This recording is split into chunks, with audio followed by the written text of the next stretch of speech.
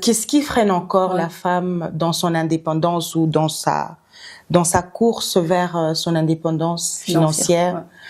J'ai compris que c'était beaucoup de choses. Socialement, la culture aussi est un frein, et l'éducation. Parce que dans le pays où nous sommes, nous avons beaucoup de limites. Et il faut vraiment qu'on en parle.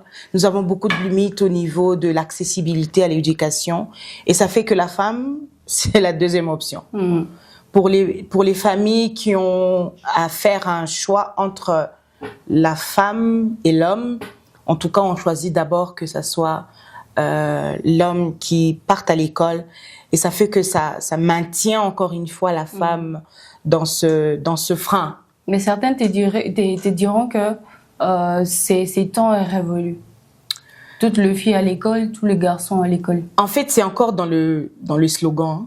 Honnêtement, l'inégalité sociale est un frein pour l'indépendance financière de la femme, parce que dans plusieurs entreprises, en moyenne, les femmes gagnent beaucoup plus moins que les hommes.